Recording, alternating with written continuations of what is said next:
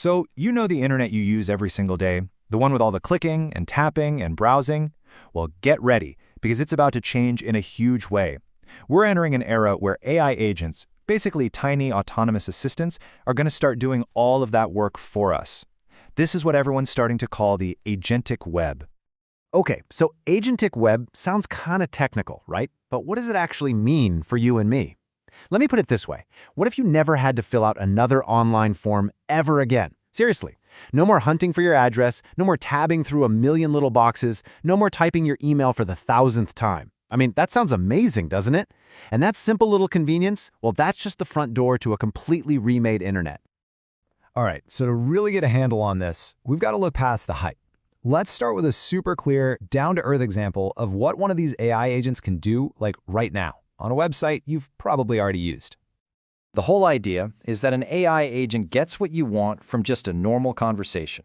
You literally just tell it, hey, do this, and it goes and takes care of it, right on the websites we already use every day. And this is the magic part.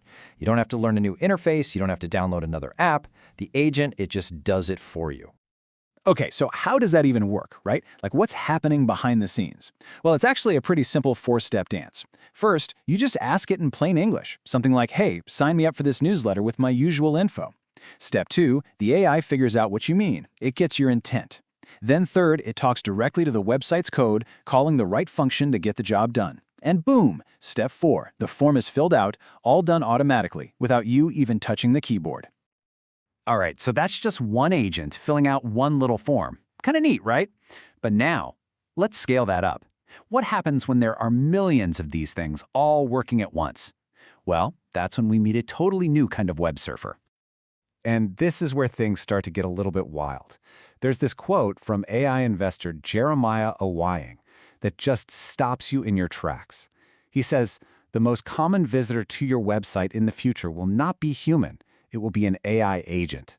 I mean, just take a second to let that sink in. The main user of the internet isn't going to be a person anymore. You see, this completely changes the game. Right now, on the human web, we follow a visual path, right? We see a button, we click it, we see a link, we follow it. But on this agentic web, the agents don't browse, they don't look at things, they just execute. They request a specific outcome, book me that flight, find me the best price, and they get raw data back. It's a massive shift from seeing and browsing to just getting things done. And that brings us to this really important idea called decoupling. Think of it like this. Right now, a website's information and its design, the pretty pictures, the layout, they're basically glued together. Well, agents come in with a pair of scissors and cut that connection. They just grab the raw data, the pure information, and then they can present it to you however you want. It could be a simple text message, a voice memo, whatever. All of a sudden, the website's flashy design, it just doesn't matter anymore. Okay, so if these agents can just go out and do anything on any website, that leads to a huge question. What about all those apps we have on our phones? I mean, are we looking at the beginning of the end for the app as we know it? I mean, just think about your phone right now. You've got an app for the weather, another one for your bank, a different one to order pizza. Each one is stuck in its own little box, right? They're rigid, they only do one thing, and they don't talk to each other. You have to do all the work, jumping from app to app. Agents are the complete opposite. They're fluid, they can juggle multiple tasks, and they work on their own. So what makes them so much more powerful? Well, for starters, they can connect everything by default. An agent can see your flight confirmation in your email, then automatically go check the weather for your destination, and then, without you even asking, book you a ride from the airport. See, it's all one smooth operation. They're deeply personalized, they're proactive, and best of all, you don't have to keep jumping between a dozen different screens. Okay, this is way bigger than just a slick new user experience. This is more like an economic earthquake. So let's talk about the massive business battleground this is about to create for the entire software world. So how does this shake up the huge software as a service industry, SaaS? Well, the consulting firm Bain & Company came up with a really useful way to think about it.